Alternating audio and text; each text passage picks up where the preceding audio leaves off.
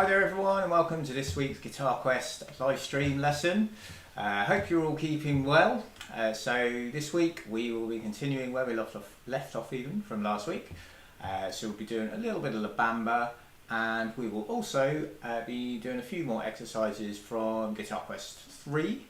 So let's get stuck in. A few things to think about. We've got the chat function available, so please, if you've got a question, do drop it in there. Remember, you just need to be subscribed if you want to ask a question or whatever.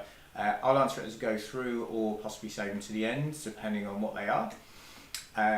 Whatever device you're on, if you've got any notifications that are likely to ping away, then I suggest turn those off, just so we get our undivided half an hour's guitar time. And if there's any children watching, then again I just recommend a parent or an adult to be in the room, just to help guide them through any ideas that they might find tricky. So yeah, that's pretty much it on that front. So let's start by checking our tuning. So this is what your bottom E string should sound like. So just try and adjust the peg and make sure it sounds the same.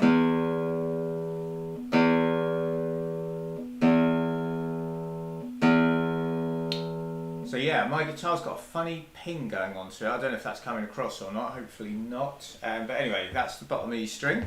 This is our A.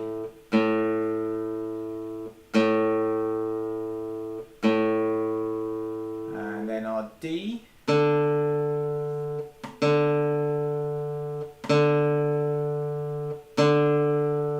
then G.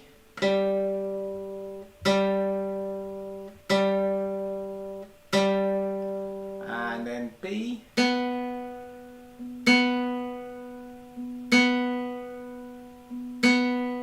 and finally our top E string.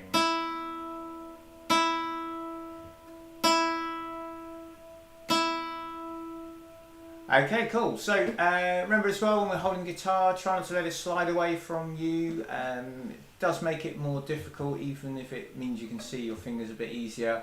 So you find a balance for now, but just know you want to try and keep that guitar nice and upright as we go. So let's push on, and what I thought we'd do as a warm-up this week is have a play through La Bamba. So obviously we've been working on this over the last few weeks, and so hopefully it's sort of more or less coming together. We've got a couple of different options on the F chord when we get to the verse. So when we do the verse, we've got this kind of C chord thing we can do. So we just do a little bit of the C, or you can do a full C, and then when we get to the F, we can just do a little bit on the F. Or you could do the full F, where you've got to flatten the first finger down. And then when you come to the G, you could just do that, or you could go for the full G. It doesn't really matter, whatever option you feel more comfortable with. So yeah, that's pretty much it. What I'm actually going to do is put a metronome on in a second. I've got it set to 95 beats a minute, so I feel like hopefully that's going to be a decent-ish kind of tempo that's not too slow, not too fast, that kind of thing.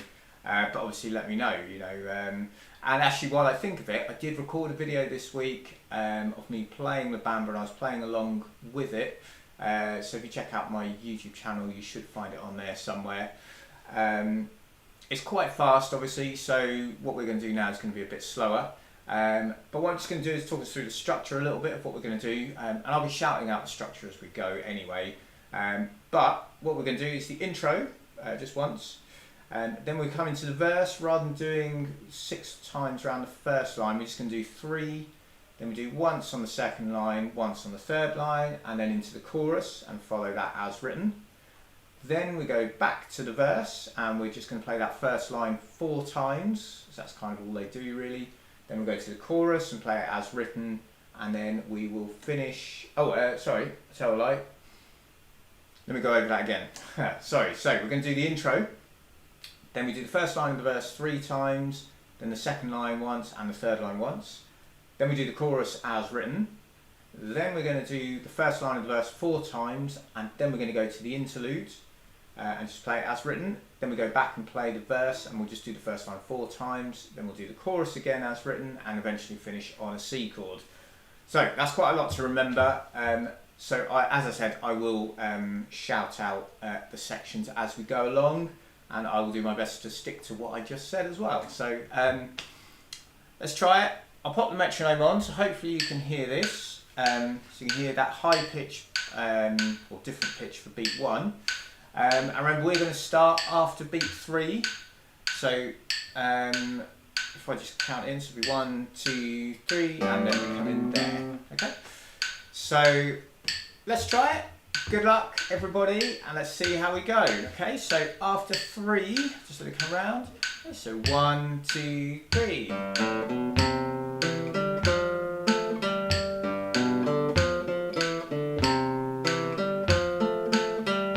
Verse 3, 4.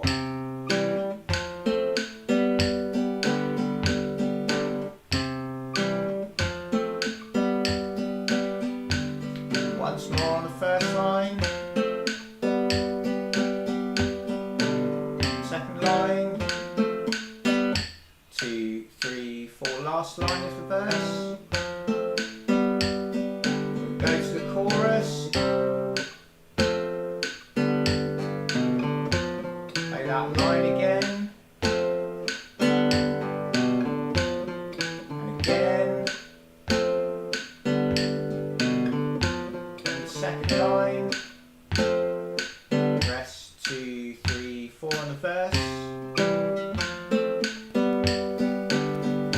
I'm going to play this line 4 times, so the third time. Last time, so the interlude,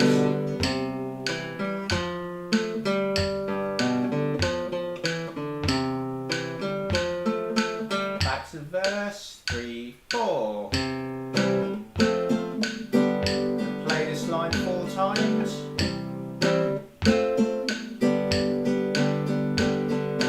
third time.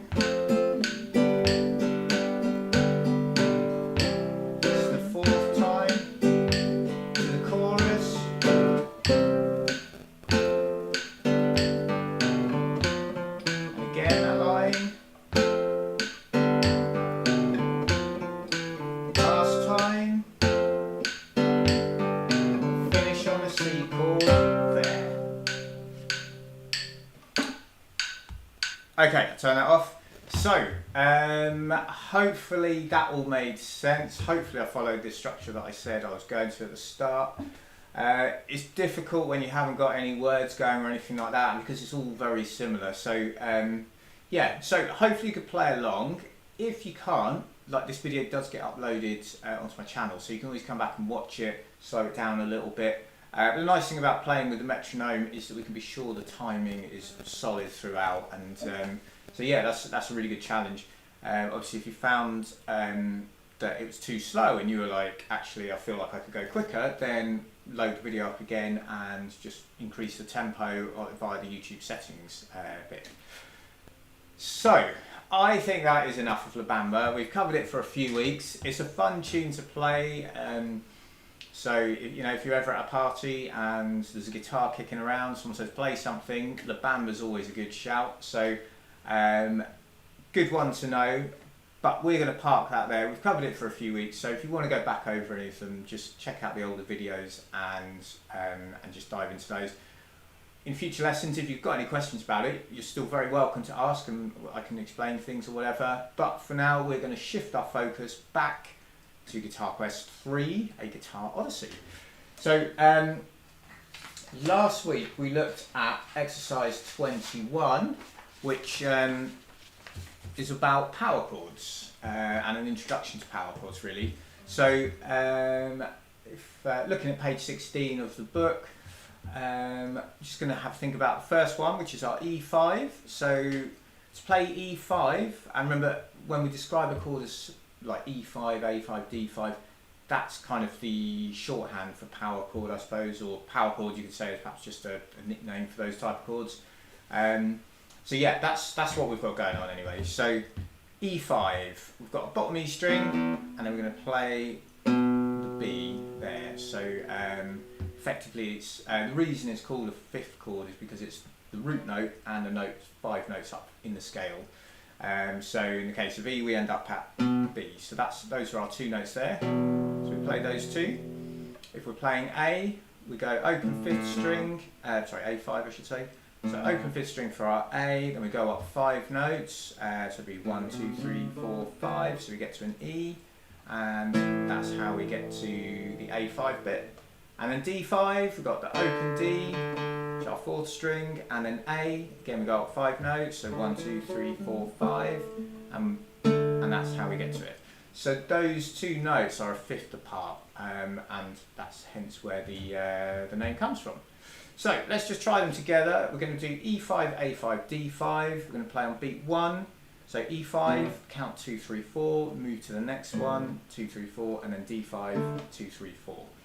And then we'll get stuck into exercise 21. So just seeing a question saying you have a steel guitar. That's fine, it's no problem, the notes are all the same, the strings are all the same, so as long as you're in tune, you should be absolutely fine. So let's give it a go, see how we get on. So if we get our finger ready on the 5th string 2nd fret for the B to play our E5. With the right hand I should say you could go thumb and index finger, or you could strum with the thumb, and you just got to be careful to only catch a couple of 2 strings. And remember, when we change chords, it's just that middle finger moving back and forth across the strings. So certainly compared to the chords we're playing in the Bamba, these are much easier, I would say. But you know, let me know whatever you think. So okay, so let's start on our E5. So after 4, okay, so 1, 2, 3, 4. So E5, 2, 3, change to A5, 2, 3, change to D5, 2, 3, 4. Okay, let's try that again just in case I hadn't explained it clearly. So yeah, we play on beat 1 and then we're getting ready to change to the next chord. Okay, so here we go again. So after 4, so 1, 2, 3, 4. So E5, 2, 3, 4, A5, 2, 3, 4, and then D5, 2, 3, 4. Cool, so hopefully they are seeming relatively straightforward. So in which case we are going to have to go to exercise 21.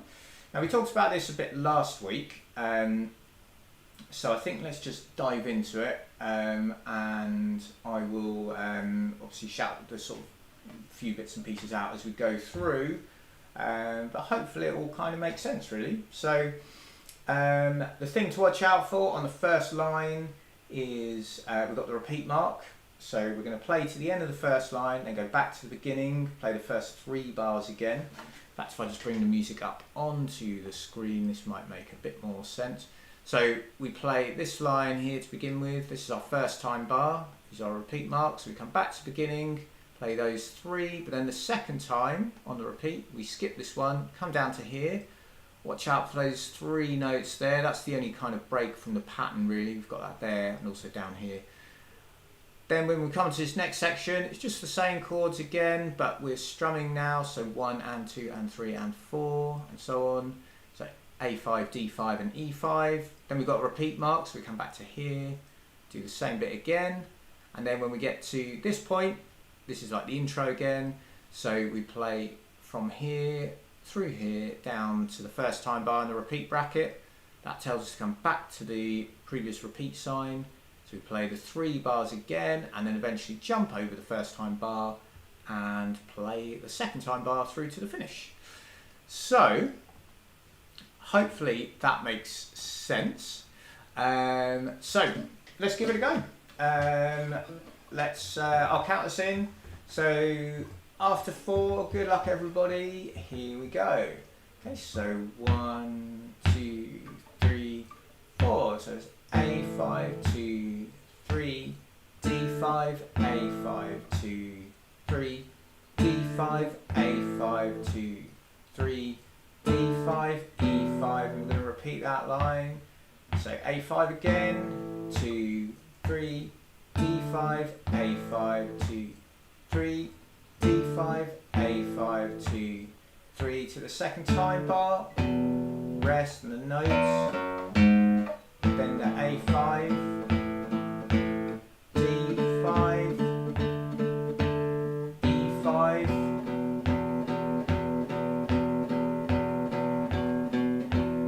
that bit. D5, E5,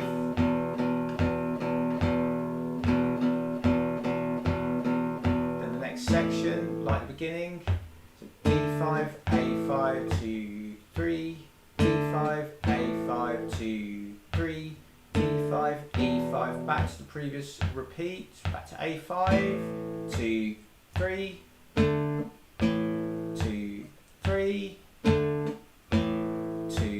3 to the second time bar, 2.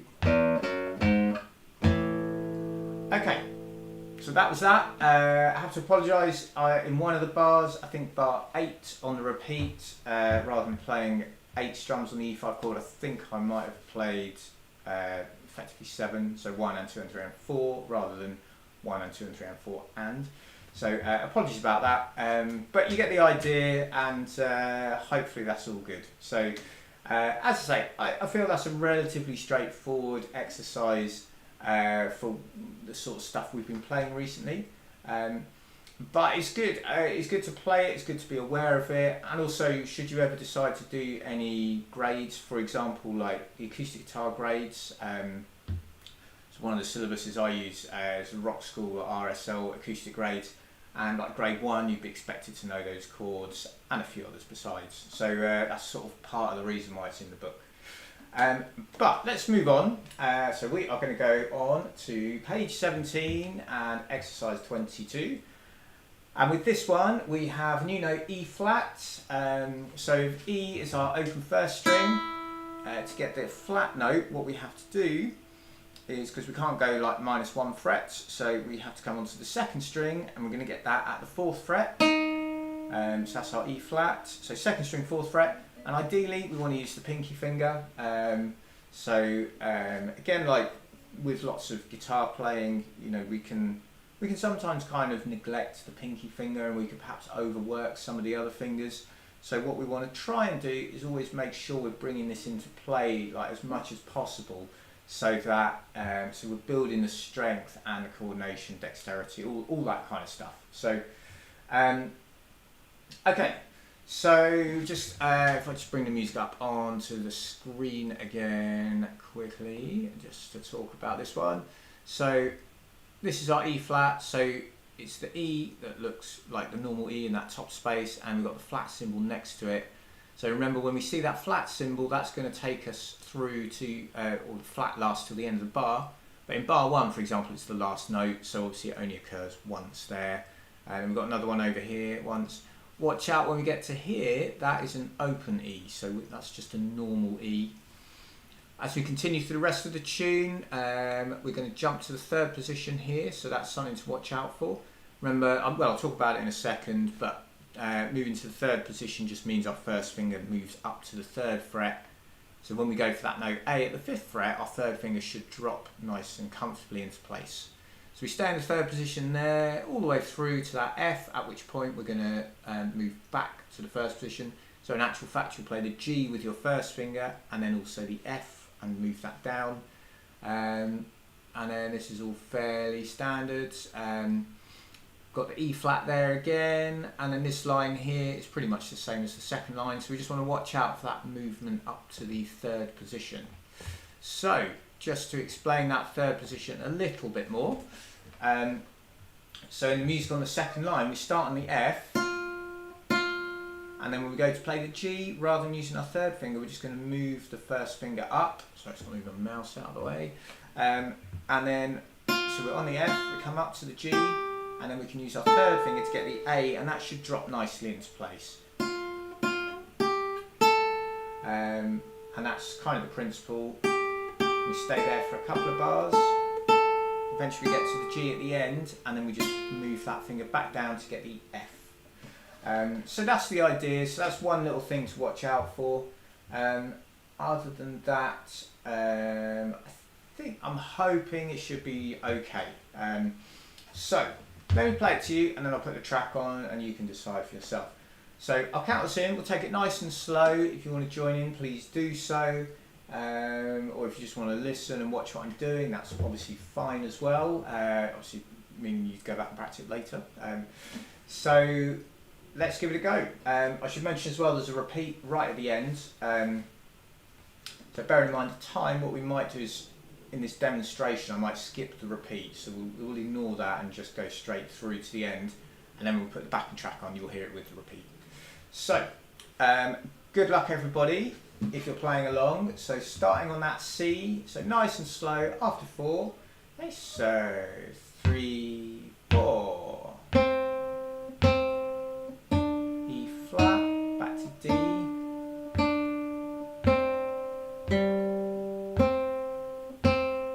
Up to the E flat. And on open E, 3, 4. Move to the 3rd position.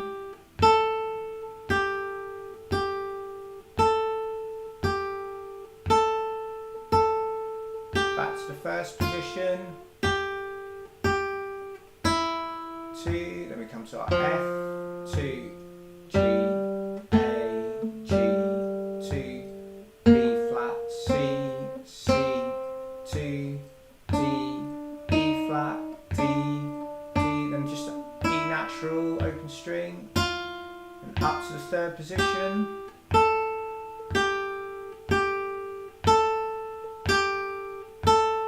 We're going to move back again,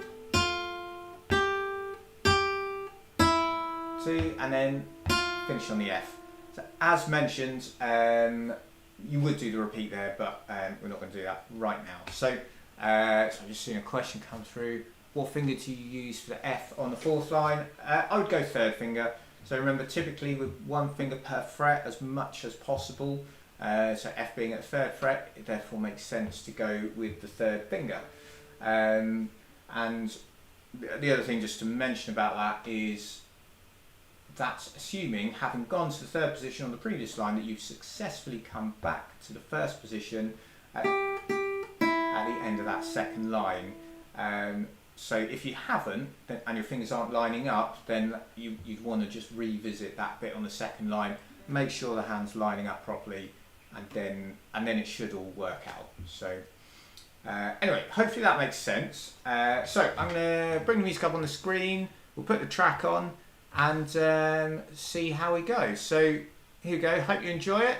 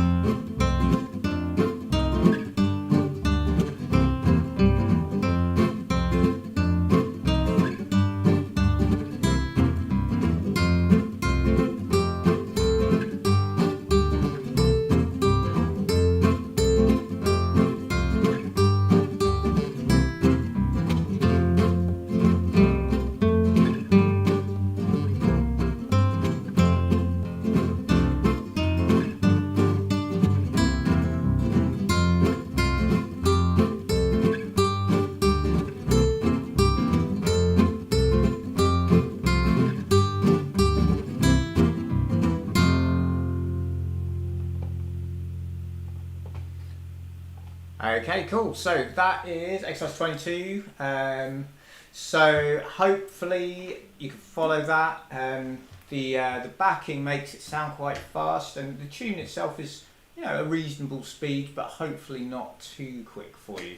But again, like, all these tracks are on my YouTube channel, so if they are a bit fast, you can just drop the speed or the tempo a little bit in YouTube, and yeah, hopefully you should be able to play along. So that's the idea anyway. So underneath that, we have the Complete the Fretboard challenge. So that's worth having a go at. Remember, the logic is the same across the entire fretboard. So if we started at A at the 1st string, 5th fret, to get to A flat, we would drop 1 fret, so that would be the 4th fret.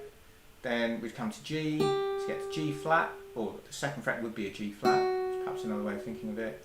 F and E. Then we know our E flat is 2nd string 4th fret because that's what we were just talking about. Then we've got D, and then if we were going to the 2nd fret, we know it's going to be the flattened note from the 3rd fret. So if D is the 3rd fret, the 2nd fret must also, or would therefore be a D flat, and so on. So the ones that might trip you up a little bit might be the ones at the 4th fret where you're coming down from an open string effectively. But in the book I've included the notes at the 5th fret, which are kind of the open strings, you know, as we talked about earlier, and how you find them kind of on other strings, if that makes sense. So yeah, the answers are at the back of the book as well. So just test yourself, see how you go. Is it making sense and that kind of thing? Yeah, see how you go. Let me know how you get on. Yeah, I'll just see a comment. You're able to play along, but the line 4 needs more work because of the transition. So yeah, fair enough. I mean, great if you can play along at the first attempt. I'm sure you have that cracked in no time then. So okay, right, we've got a couple of minutes left. So let's turn the page and just have a look at the next exercise. Page 23, Milonga. So this one we've got our B flat as well. So yes, now we may come on to this one. Not actually, I've just seen a question. A flat is also sharp, so that is a valid point on guitar. So if we take a G here and we've got an F here, then this note here could either be described as F sharp or G flat. So they're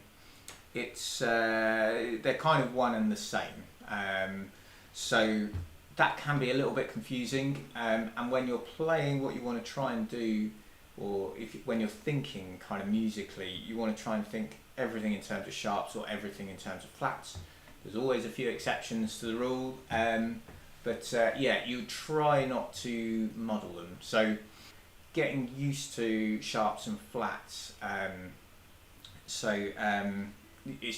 something worth knowing and exploring, and yeah, just kind of not fearing flats, I suppose. Like, I think they can, on guitar, they can sort of almost get a bit of a bad rep, and not a bad reputation, just we just shy away from them sometimes because sharps are so much easier in terms of thinking about them, but actually flats are well worth knowing about and being comfortable with as well. So yes, and as has been pointed out, it's a universal music theory, so whatever instrument you're playing, sharps and flats will be the same kind of thing. So yeah, now in terms of the timing, I think let's leave Milonga for this week and we'll come back to it next week because we're pretty much out of time.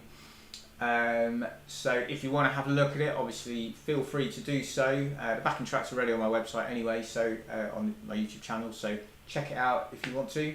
But otherwise, we will get stuck into it next week.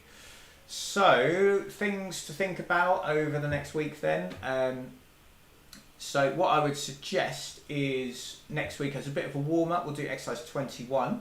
And then we will get stuck into exercise 22 again, just to kind of go over that, play it, perhaps we'll go a little bit faster, see how things are going next week. And then we'll get stuck into exercises 23 and probably 24 and beyond if we have time. So that pretty much sums up today's lesson. So I hope you enjoyed it, and if you did, please do give it a thumbs up. And if you've got any questions, please fire away or put them in the comment section underneath the video if you're not watching this live, and I will do my best to get back to you. Next week's lesson is on the 10th of July, usual time, 6:15 p.m.